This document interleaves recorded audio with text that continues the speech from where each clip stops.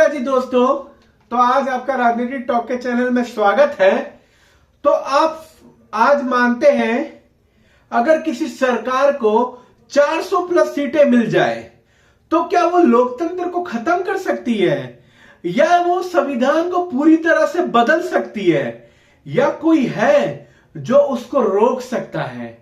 आज हम इसी के बारे में चर्चा करेंगे और आज हम बात करेंगे भारत में आज तक कितने संवैधानिक टकराव हुई है और जो सबसे बड़े संवैधानिक टकराव के बारे में हम बात करेंगे आज की वीडियो में। तो पूरी वीडियो देखिएगा। तो टकराव की शुरुआत कब हुई?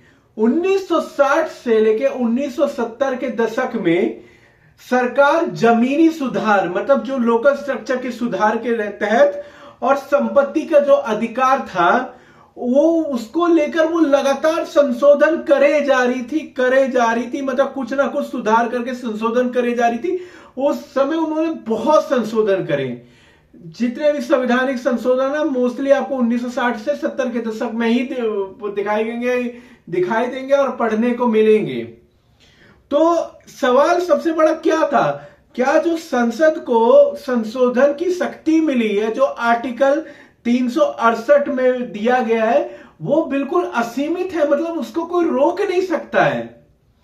पहले भी इसमें बहुत मामले आए थे, जिसमें सबसे पहला मामला था Golaknath versus state of Punjab का, जिसमें भाई स्ट्रक्चर संशोधन के तहत ये आया था, जिसमें कोर्ट ने भी कहा था कि संसद किसी का मूल अधिकार नहीं बदल सकती है, फिर भी संशोधन होते रहे। तो सरकार ने जवाब में क्या कहा? सरकार ने जवाब क्या दिया कि सरकार ने उसका जवाब ये ऐसा दिया कि उन्होंने फिर संविधान में संशोधन कर दिया, जिससे क्या हुआ? सरकार और न्यायालय की लड़ाई और टकराव पूरी तरह से और बढ़ गए, मतलब उभारू एकदम सामने तौर पे आ गए। अब एक केस है केशव नंदन भारती वर्सेस केरला, ये आप देखिएगा यूट्यूब पे और मैं इसके बारे में एक अलग से आपको बताऊंगा। तो उस केस के तहत 13 जजों की बेंच बैठी थी, जो भारतीय इतिहास की सबसे बड़ी बेंच थी। केशव नंदन भारतीय इतिहास की सबसे बड़ी बेंच उसी में बैठी थी, जिसमें टोटल 13 जज थे और जिसमें 7 जज ने बोला था कि संसद की जो शक्ति है वो एक सीमित शक्ति है, असीमित नहीं है। बल्कि और जबकि 6 जजों ने बोला था कि संसद सर्वोच्च है, भाई उसका फैसला आखिरी फैसला होना चाहिए, जैसे ब्रिटेन में होता है।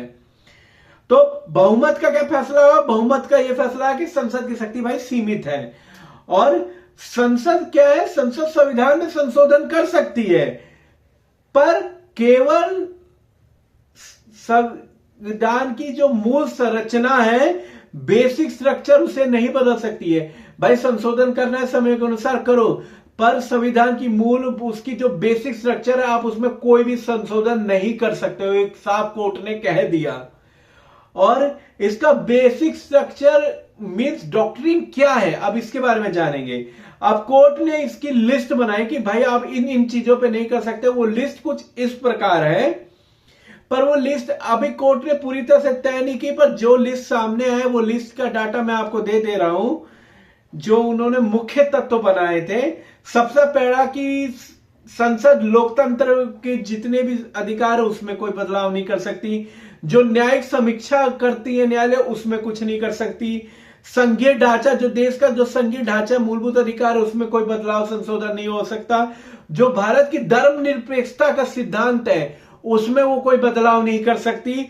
और संविधान की जो सर्वोच्च है, जो हमारे आर्टिकल में लिखा है संविधान सर्वोच्च है, उसमें वो कोई भी चेंजेस नहीं कर सकती है भारत की संसद। मतलब यह है कि कोई भी सरकार आ जाए, एनीथिंग, चाहे कोई सी भी पार्टी हो, कांग्रेस, बीजेपी, अदर कोई सी भी पार्टी आए, बहुमत उसका चाहे वो कितना भी बहुमत 400 पाले या पूरे 543 पाले, पर वो बेसिक स्ट्रक्चर, उसका डॉक्ट्रिन, उसका आधार वो नहीं बदल सकती। अब कोर्ट ने ये फैसला दे दिया, भाई सुप्रीम कोर्ट ने ये फैसला दे दिया।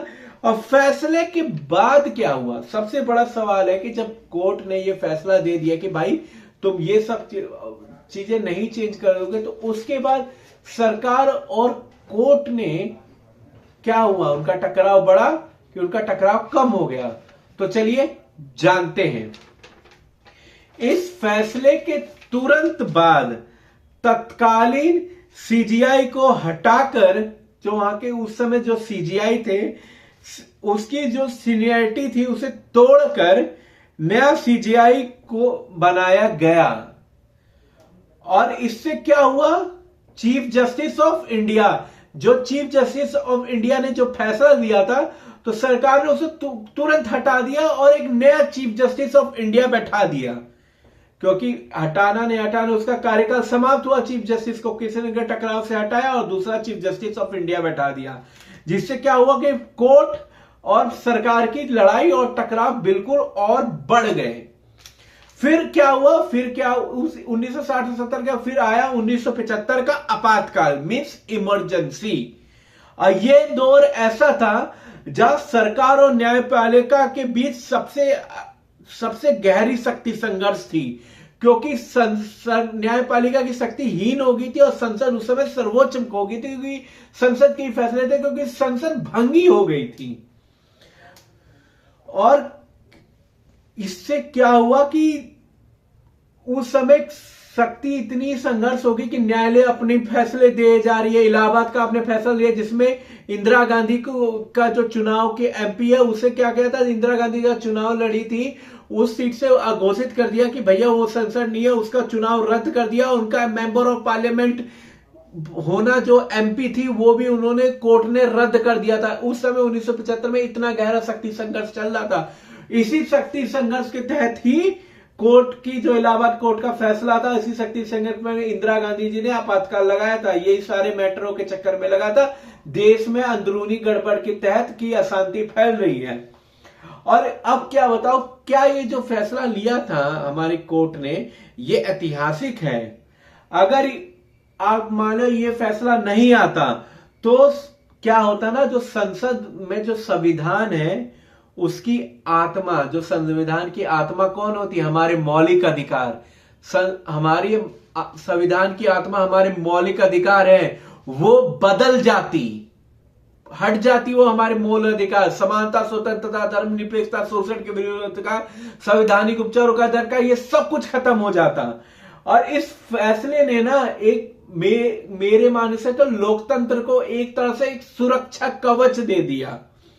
और आज भी ना जब भी कोई संशोधन होता है ना तो उसे बेसिक स्ट्रक्चर के टेस्ट से गुजरना पड़ता है कि भाई ये बेसिक स्ट्रक्चर का जो टेस्ट है कहीं उसको वो टच नहीं कर रहा है, तो उससे गुजरना पड़ता है।